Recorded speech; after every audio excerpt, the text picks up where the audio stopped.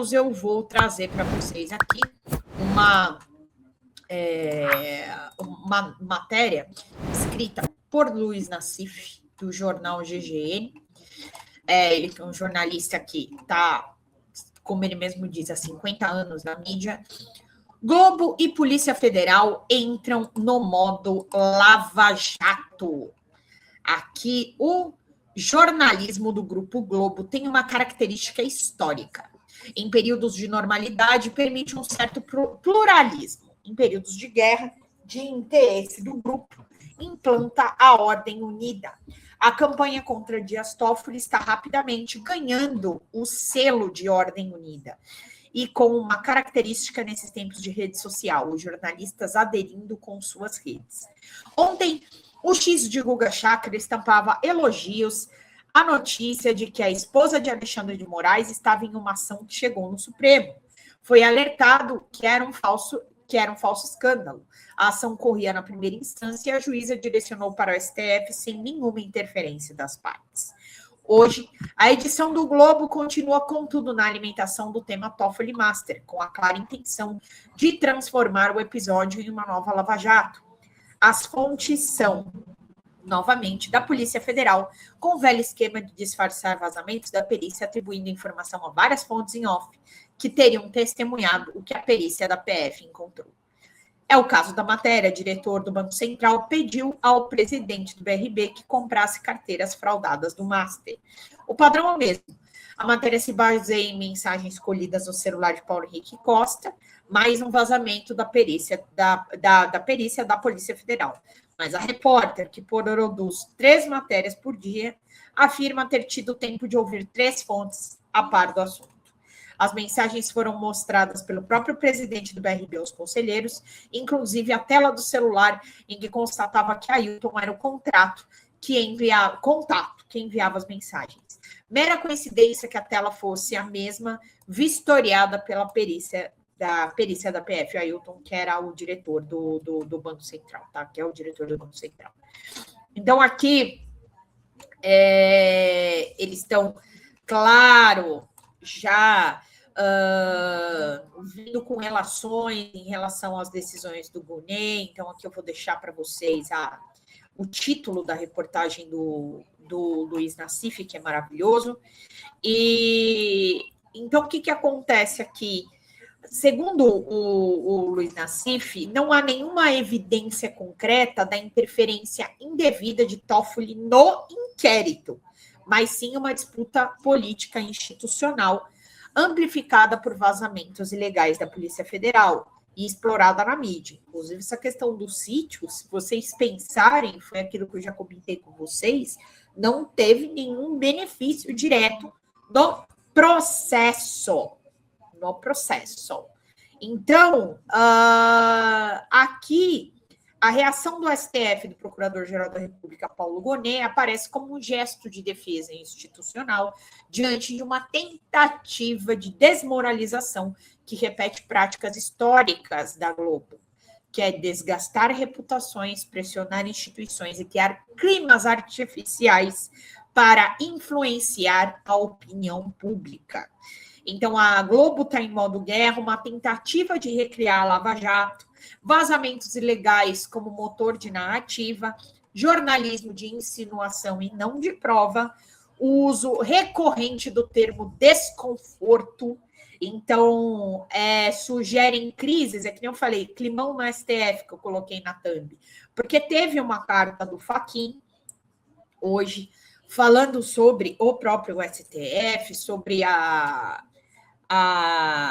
como se portam os juízes, né, no caso do STF, os ministros, ataques a quem não embarca na narrativa, ou seja, por exemplo, no caso do Paulo Gonet, ele virou um alvo porque não comprou a tese de afastamento do Toffoli, e um silêncio seletivo sobre interesses da própria Globo. Então, o jornal ignora investigações que envolvem a própria empresa, como denúncias internacionais de suborno da Globo.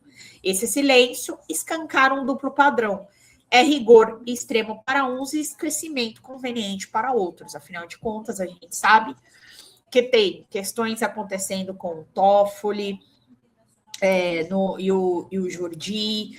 a questão do golpe, a tentativa de golpe de Estado que realmente aconteceu com o Bolsonaro, mas vocês podem perceber que tudo isso foi jogado para debaixo do tapete sob a possibilidade de se intentar aí uma nova Lava Jato para, claro, prejudicar a popularidade do presidente Lula, prejudicar aí as eleições, fazer uma narrativa de perseguição para tentar mudar o jogo político do ano de 2026, tá? Então, é claro, a gente precisa entender que o STF é um dos nossos maiores símbolos da democracia e nós não podemos permitir que o funcionamento do STF seja colocado em xeque. Obviamente, se tiveram ministros que se envolveram nesse inquérito, beneficiando os réus, isso tem que ficar claro.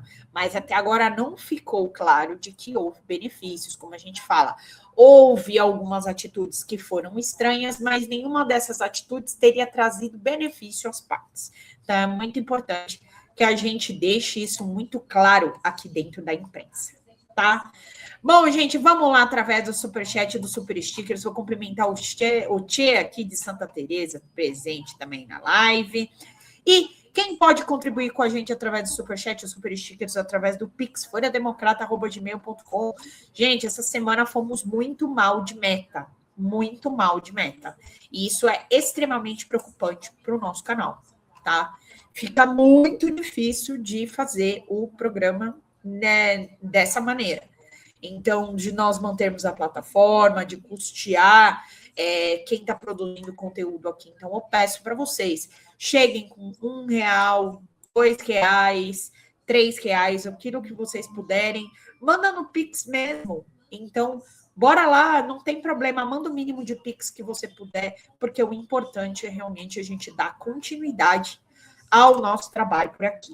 Bom, eu vou também aqui, o Fernando Miller, ele vai chegar para conversar com a gente aqui, vai falar bastante dessa questão do Toffoli, que eu acho importante a gente esclarecer.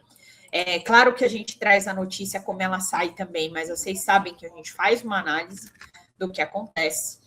E eu quero começar por aqui, falando das eleições 2026. Então, o governador de São Paulo, Tarcísio de Freitas, negou nessa sexta-feira que esteja recebendo uma pressão para ser mais enfático no apoio à candidatura de Flávio Bolsonaro. Vamos ler por aqui, tá? Tarcísio reafirmou que estará do lado do Flávio na disputa e enfatizou que será candidato à reeleição por São Paulo, após especulações alimentadas pelos próprios aliados de que o governador ainda trabalharia para a ideia de disputar a carreira no Palácio do Planalto. Aí ele diz assim: o presidente nunca me pressionou, por nada. Nosso relacionamento sempre foi de amigo, nunca foi de pedir nada. A única coisa que ele me pediu foi para ser candidato no governo do estado de São Paulo. Então é uma pessoa que eu tenho uma profunda amizade, uma profunda admiração. Não tem nada de pressão. Até porque agora a gente vai trabalhar muito em prol do Flávio Bolsonaro, disse Tarcísio durante uma agenda de entrega de um conjunto habitacional em Embu das Artes, na região metropolitana de São Paulo. Vamos ver aqui um videozinho do Metrópolis, inclusive, falando do Tarcísio. O governador Tarcísio de Freitas fez uma agenda de entrega na manhã desta sexta-feira aqui em Embu das Artes, na Grande São Paulo. E nesse evento, em conversa com jornalistas, ele reafirmou o seu apoio à candidatura do senador Flávio Bolsonaro à presidência da República, após uma semana repleta de especulações e algumas intrigas dos bastidores da política aqui de São Paulo, envolvendo o grupo do governador Tarcísio de Freitas e o grupo mais ligado à ala bolsonarista aqui de São Paulo. Isso porque o governador tinha uma visita agendada ao ex-presidente Jair Bolsonaro na última quinta-feira, ontem, mas acabou cancelando essa visita após o senador Flávio Bolsonaro dizer em entrevista à imprensa que essa visita serviria para o pai avisar a Tarcísio da candidatura do filho, pedir um apoio mais enfático de Tarcísio a essa candidatura e reforçar a importância do palanque de Tarcísio nessa campanha à corrida presidencial do senador carioca.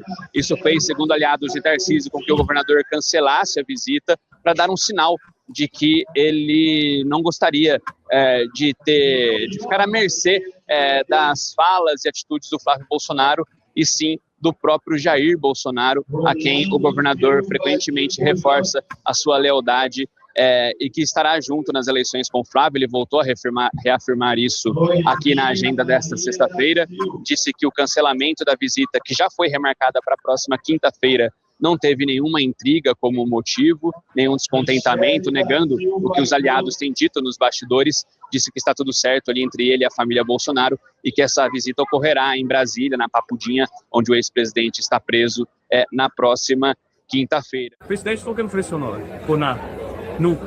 Sempre foi, nosso relacionamento sempre foi um relacionamento de amigos. Nunca foi de me pedir nada. A única coisa que ele me pediu foi para ser candidato do governo do estado de São Paulo. Então é uma pessoa que eu dei uma profunda amizade, uma profunda estimação, que eu tinha respeito, uma relação excepcional. Não tem nada de pressão, não tem nada de...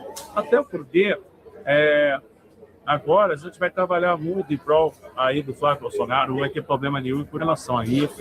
Acho que com o tempo as coisas vão se acomodando. Isso é absolutamente normal, porque sério, se você pegar a história das eleições para trás, quando você tinha aquela polarização, como é que é PT e PSDB, normalmente o PT já tinha voto e o PSDB ficava lá, da vez que vai ser o nome. Essa acomodação é natural, as coisas agora estão servindo, eles vão caminhar na direção tranquila e eu tenho certeza que a gente vai ter uma candidatura competitiva. A gente conversou com alguns aliados nos últimos dias que enxergaram Paulista que se ferre, né? Ai, meu Deus do céu, meu Deus. Também uma espécie de ameaça velada nas últimas semanas, por parte principalmente dos filhos do ex-presidente Bolsonaro, do Eduardo Bolsonaro e do próprio Flávio Bolsonaro, dizendo que o Tarcísio precisa deles nessa campanha para a reeleição aqui em São Paulo. O grupo político em torno do Tarcísio de Freitas acredita que essas falas dão um tom de uma certa ameaça velada, já que eles acreditam que Tarcísio já possui um capital político próprio e que ele também sabe da importância que ele, Tarcísio, e o seu palanque tem para a candidatura do Flávio. Você pode acompanhar toda essa repercussão das movimentações envolvendo o xadrez eleitoral em São Paulo e no Brasil no metrópolis.com. Bom, e aqui, enfim, né? Foi reportagem do Metrópole, direto a esse evento do Tarcísio. Deixa eu só colocar aqui. Luigi, fala com o pessoal aqui. Fala aí que sou muito pequenininho, mãe, um gato pequeno. O que você acha do Tarcísio? Você acha que o Tarcísio tem que privatizar a Cobasi? Vamos lá! Fala galera da Folha TV, não se esquece de se inscrever aqui no nosso canal para assistir programas como Folha Notícias Manhã, Folha Notícias Noite, o nosso Folha Entrevista e o nosso Barzinho das Meninas. Muitas coisas bacanas a gente acompanha por aqui e a gente precisa muito, muito do apoio de vocês para nosso trabalho jornalístico, investigativo, de curadoria de conteúdo, com vocês ajudando no nosso Pix, folhademocrata@gmail.com, ou mandando superchats, valeu demais, e os recursos financeiros, tornando-se membro do nosso canal, no nosso curso de jornalismo básico, para você ficar muito bem informado a respeito de tudo.